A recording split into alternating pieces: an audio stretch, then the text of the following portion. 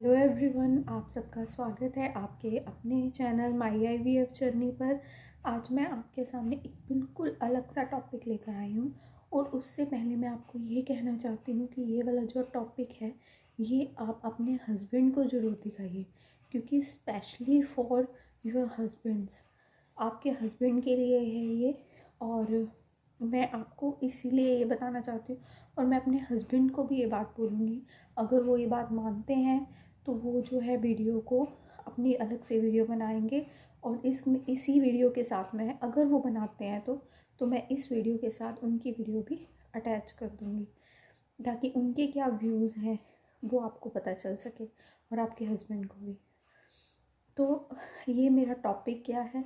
मेरा टॉपिक ये है कि एक प्रेगनेंसी में या इनफर्टिलिटी में, दोनों में, इनफर्टिलिटी एंड प्रेगनेंसी दोनों में एक हस्बैंड का क्या रोल रहता है, उससे रिलेटेड मैं आपसे बात करूँगी।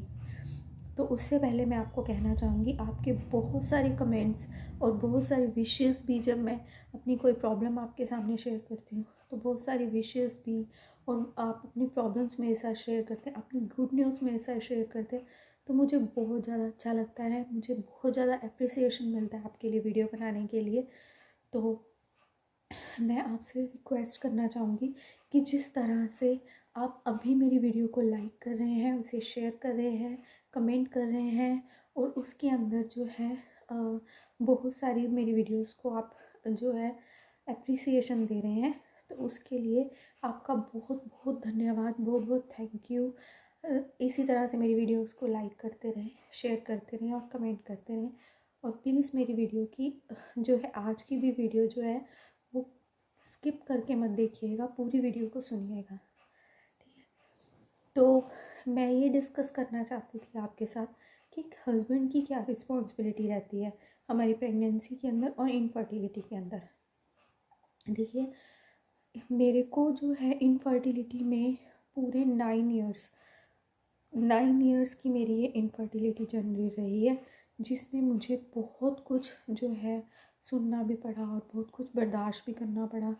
बहुत सारे टेस्ट, बहुत सारी रिस्पॉन्सिबिलिटीज़ भी रही। तो वो जो है, देखिए, जो इनफर्टिलिटी होती है ना, वो सिर्फ एक लेडीज़ के ऊपर नहीं होती। मानती हूँ कि जब मेरी रिपोर्ट्स आई, और जो रिपोर्ट्स में मेरे अंदर बहुत सारी प्रॉब्लम्स आई, मेरे हस्बैंड के अंदर कोई प्रॉब्लम नहीं थी। उन्हें कोई भी मतलब ऐसा नहीं था कि उनकी बिल्कुल रिपोर्ट सही थी, ओके थी। और मेरी रिपोर्ट्स में सॉरी, मेरी रिपोर्ट्स में काफ़ी प्रॉब्लम्स थी।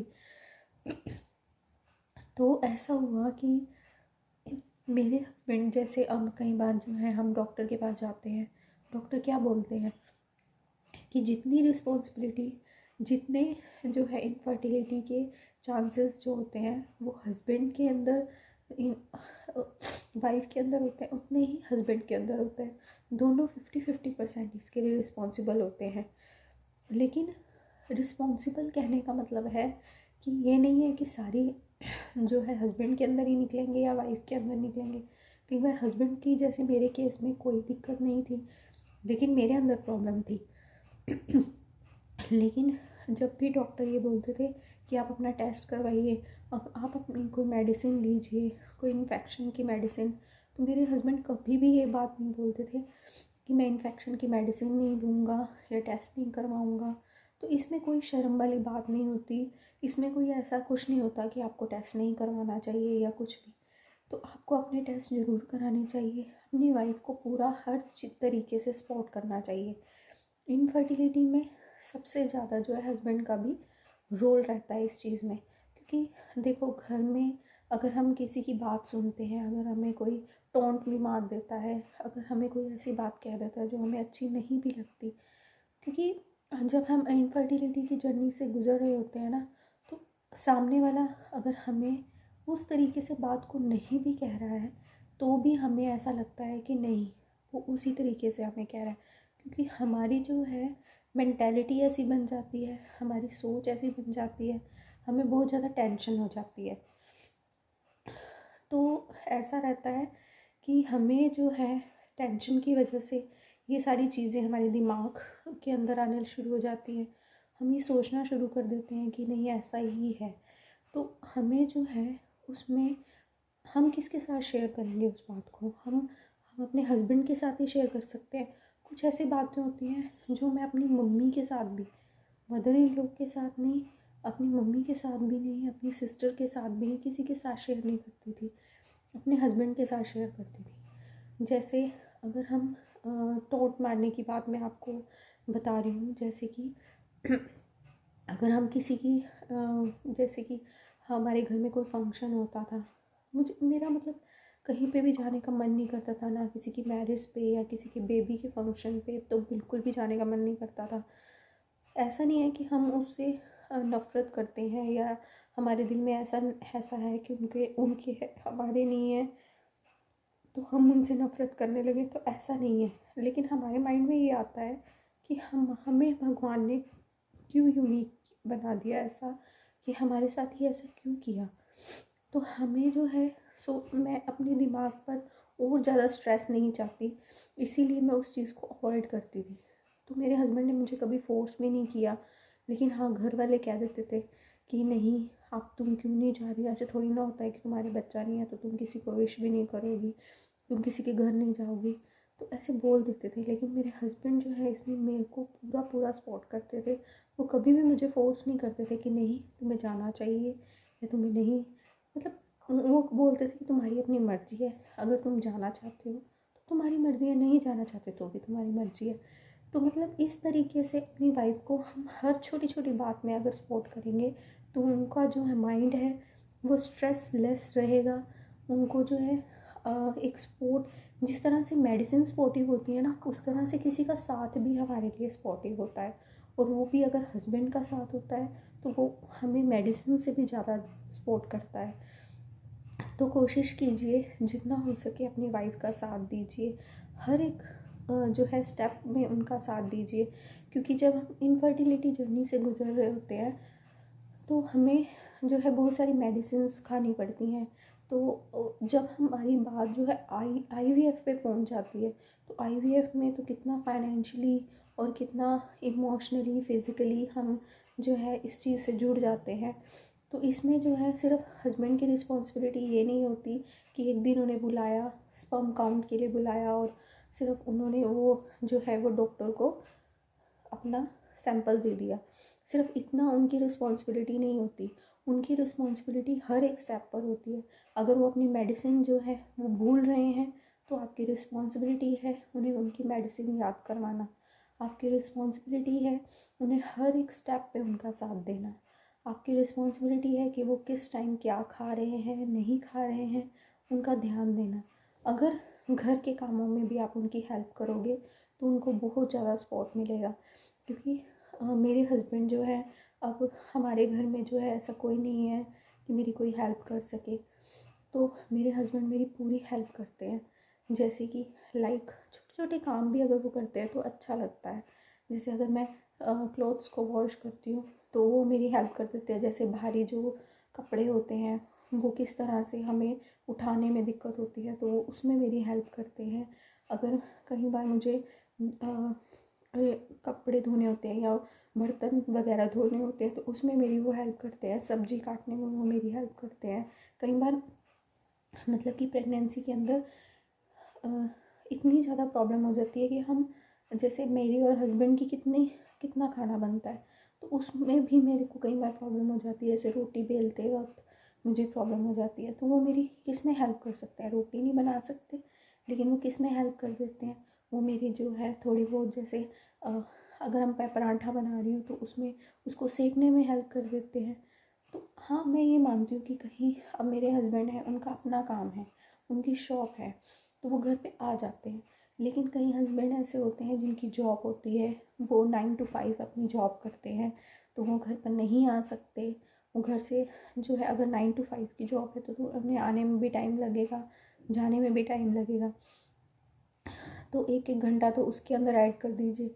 तो इस तरह से भी उनकी जो है वो हस्बैंड जो है वो नहीं इतनी हेल्प कर पा सकते। लेकिन अगर आप इस तरह से हेल्प नहीं कर सकते, हाँ अगर वो जॉब करते हैं तो आप मेड उनके लिए लगवा दीजिए कुछ टाइम के लिए अगर हम उनके लिए, जहाँ हम इतना पैसा खर्च कर रहे हैं, तो कुछ टाइम के लिए उनके लिए मेड लगवा दीजिए ताकि उसमें कुछ उनकी हेल्प हो सके। तो अगर जो है आप इस तरह से हेल्प नहीं कर सकते, काम में हेल्प नहीं कर सकते, तो उनसे अगर संडे का दिन है, संडे का दिन उनसे आप सारी जो है अपनी पूरी उनकी वीकली उनसे बात कीजिए कि आपने अपनी मेडिसिन ली है या नहीं, इतना ही पूछ लीजिए। अगर आप जॉब पे हैं तो आप लंच टाइम में उनको फ़ोन करके पूछ सकते हैं कि आपने खाना खाया है कि नहीं, आपने मेडिसिन ली है कि नहीं। और जब डॉक्टर के पास जा रहे हैं, बहुत से ऐसे, जब मैं आपको बताऊं कि जब मैं मेडिसिन लेने जाती थी तो बहुत सी ऐसी लेडीज़ थी जो अकेली मेडिसिन लेने आती थी। तो उनके हस्बैंड जॉब पे जाते थे, कुछ की ये भी दिक्कत थी, कुछ के हस्बैंड आना ही नहीं चाहते थे, इस तरह की भी प्रॉब्लम होती थी। तो ये अकेली वाइफ की रिस्पॉन्सिबिलिटी नहीं होती है, ये हस्बैंड की भी होती है। और जब बेबी हो रहा है तो वो हमारा नहीं है, हम सिर्फ अकेला वाइफ का नहीं है, वो हमारा है, यानी कि हस्बैंड और वाइफ दोनों का है, दोनों की रिस्पॉन्सिबिलिटी बनती है। दोनों को बेबी चाहिए, दोनों परिवारों को बेबी चाहिए, तो सबकी ये रिस्पॉन्सिबिलिटी होती है कि उस लड़की की हेल्प कीजिए जो इतना कुछ फिज़िकली अपने अंदर जो है बर्दाश्त कर रही है।